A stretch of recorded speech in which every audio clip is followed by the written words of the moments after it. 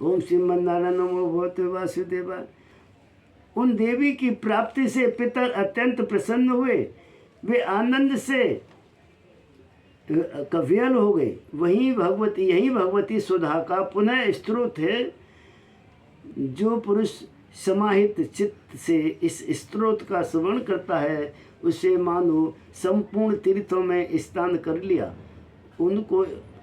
संपूर्ण तीर्थों में स्नान कर लिया। उसको वेद पाठ का फल मिलता है। स्वाहा और सुधा में अंतर। अग्नि में जो भी आहुति दी जाएगी, चाहे किसी के लिए हो, स्वाहा ही बोला जाता है, पर अग्नि के बाहर पितरों को सुधा बोला जाता है। सुधा का आह्वान पितरों के लिए होता है। भूख शांत ब्रह्मा की मानस पुत्री सुधा की कथा। सुधा सुधा सुधा सुधा स्तोत्रम पाठ के अनुसार सुधा सुधा सुधा इस प्रकार ये 3 बार स्मरण किया जाए तो श्राद्ध काल और तर्पण के फल प्राप्त हो जाते हैं। सर्वपितृ शक्ति शांति शांति। हे मेरे पितृगणों,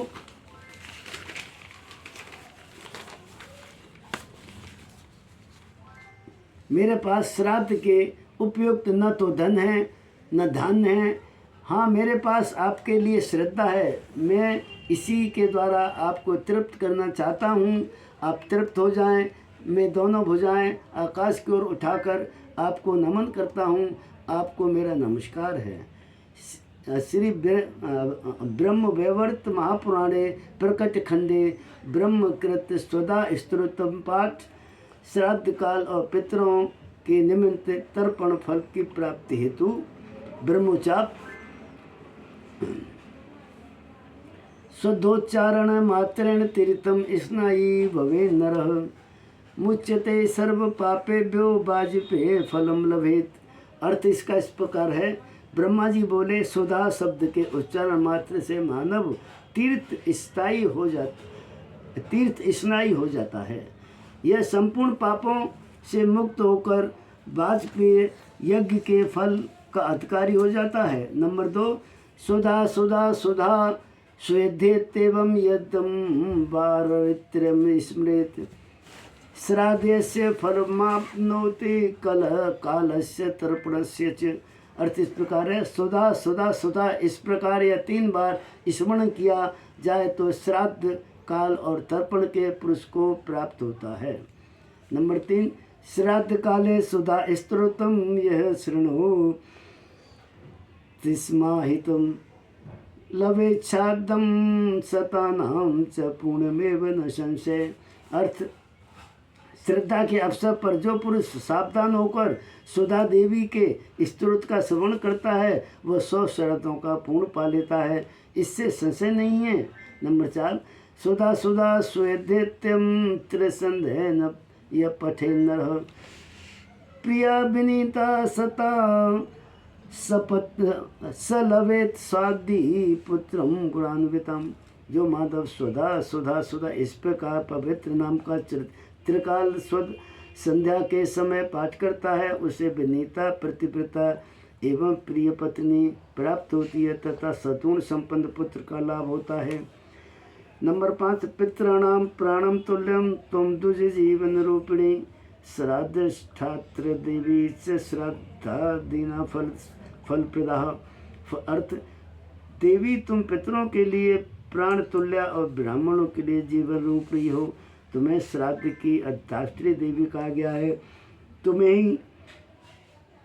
तुम्हारी ही कृपा से श्राद्ध और तर्पण आदि का फल मिलते हैं। नंबर 6, वैर्गच्छ मनुन्मश है पितॄणाम तुष्ट हेतुवे संप्रीते द्विजीतानाम गृणाम बुद्धि हेतुवे।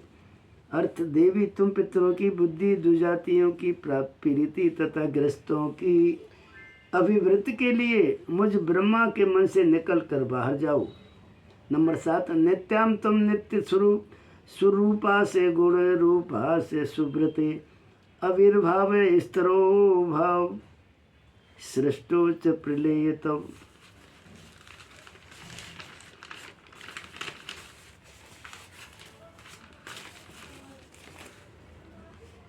सुब्रते तुम नित्य हो, तुम्हारा विग्रह नित्य और गुणमय है। तुम सृष्टि के समय प्रकट होती हो और प्रलय काल के से तुम्हारा तिरोभाव हो जाता है। नंबर 8, स्वतिश्च नमः स्वाहा सुधा त्वं दक्षिणा तथा निरूपिता चतुर्वेद दे षष्ठ प्रस्ताश्च कर्मणाम। अर्थ तुम ओम स्वस्थ स्वाहा सुधा एवं दक्षिणा हो। चारों वेदों द्वारा तुम्हारे इन 6 रूपों का निरूपण किया गया है। कर्मकांडी लोगों से इन 6 की बड़ी महिमा है, बड़ी मान्यता है। नंबर 2, पुरासित तुम सुधा गोपी गोतो गोलोके राधिका सखी घृतो से सुधात्मानम धृत कृतम तेन सुधा स्मतः। ये देवी तुम पहले गोलोक में सुधा नाम की गोपी थी और राधिका की सखी थी। भगवान श्री कृष्ण ने अपने वक्ष स्थल पर तुम्हें धारण किया, इसी कारण तुम सुधा नाम से जानी गई। नंबर 10, इत्येव मुक्तां च ब्रह्मलोके स संसदे तस्थो च सहसा सद्यो सुधा सविर्बभूवः। अर्थ इस प्रकार देवी सुधा की महिमा गाकर ब्रह्मा जी अपनी सभा में विराजमान हो गए। इतने में सहस्त्रा भगवती सुधा उनके सामने प्रकट हो गई। नंबर 11, तदा पृथ्व्य प्रददौ तावेव कमलनाम ताम संप्राप्यम ययुस्ते च पितरस्य महर्षि प्रहर्षितः। तब पितामह ने अपने कमल नयनी देवी को पितरों के प्रति समर्पित कर दिया। इन देवी की प्राप्ति से पितर अत्यंत प्रसन्न होकर अपने लोक को चले गए। नंबर 12, सुधा स्त्रोतम प्रीतम मिदम पुण्यम यह शृणोत समाहित है से स्नात सर्वतीर्थेषु वेदपात फलम भवेत। अर्थ यह भगवती सुधा का पुनीत स्रोत है। जो पुरुष समाहित चित्त से इस स्रोत का पाठ करता है उसे मानो संपूर्ण तीर्थों में स्नान कर लिया और वह वेद पाठ का फल प्राप्त करता है।